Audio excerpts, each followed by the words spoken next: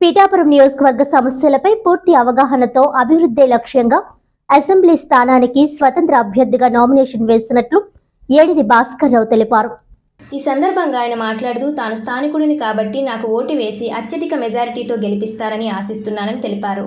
ఎందరో చదువుకొని నాలా నిరుద్యోగులుగా ఎన్నో ఇబ్బందులు ఎదుర్కొంటున్నారని, ఎన్ని ప్రభుత్వాలు మారినా, ఎందరు వ్యక్తులు మారినా ఎటువంటి సౌకర్యాలు కలగడం లేదని ఆవేదన వ్యక్తం చేశారు. తాను శ్రమని నమ్ముకొని పనిచేస్తున్నానని, చెప్పులు కుట్టుకుంటున్నానని తెలిపారు. సమస్యలపై పూర్తి అవగాహన కలిగిన సామాన్యుడిని నేడు పంట కాలువలు అన్ని పూడుకుపోయి రైతులు అనేక ఇబ్బందులు ఎదుర్కొంటున్నారని తెలిపారు.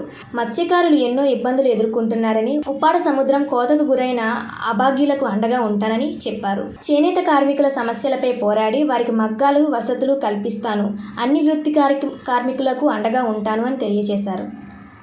ఈ పిఠాపురం నియోజకవర్గంలోని ఎంతోమంది పోటీ చేస్తున్నారు, కానీ ఎక్కడ సమస్యలు ఎక్కడ ఉంటున్నాయి.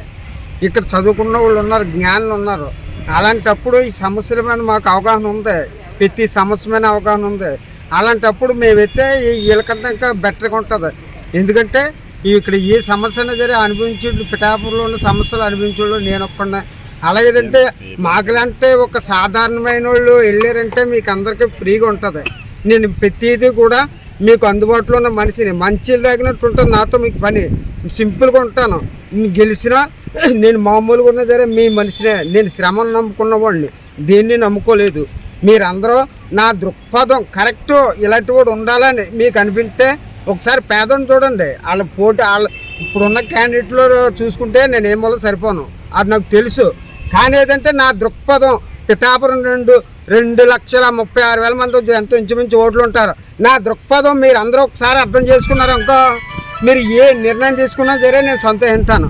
కావున ప్రజలందరూ కొంచెం ఈ ఎలక్షన్ ముగిసే వరకు కూడా మనోడు ఏం మాడుతున్నాడు, తీరు ఎలాగుంది, పిఠాపురం సమస్యల మీద ఎంత వరకు అవగాహన ఉంది, 58 గ్రామాలకి న్యాయం చేయగలడా, 58 గ్రామాల్లోని అధ్యయనం చేశాడా, ఇది అన్నిటి మీద అవగాహన ఉంది. ఇలాంటి కూడా ఒకటి ఉండాలా అని మీకు అనిపిస్తే మీరు నా పక్షాన్ని నిలబడండి. పిఠాపురం మొత్తం ఉప్పటికొత్తపల్లి మండలం, పిఠాపురం మండలం, తరతంబని గొల్లపల్లి మండలం, ఈ కాలువలన్నీ అద్దానం, మట్టి పురుగుపోవడం, లేదంటే పూరికి పెరిగిపోవడం, దానివల్ల ఎగువ రైతులు దిగువ రైతులు కొట్టుకుంటున్నారు. ఎక్కడన్నా జరుగుతుంది ఇలాగ ఎక్కడన్నా. అందువల్ల ఏంటంటే వ్యవసాయదారులు చెప్తున్నాను, నేను మీకు ఫస్ట్ ప్రాధాన్యత ఇస్తాను. 2, మనకు ముత్స్యకారు జనాభా ఉన్నారు. ఎక్కడుంది, మామూలుగా ఉప్పాడు మొదలుకొని అక్కడ శ్రీరాంపూర్ వరకు ఉంది.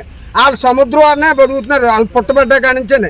అది ఇప్పుడు వచ్చి వాగ్దానాలు చేసేస్తున్నారు. ఎన్నాళ్ళు ఏం చేశారు, ఇప్పుడు వచ్చి వాగ్దానాలు చేసేస్తున్నారు.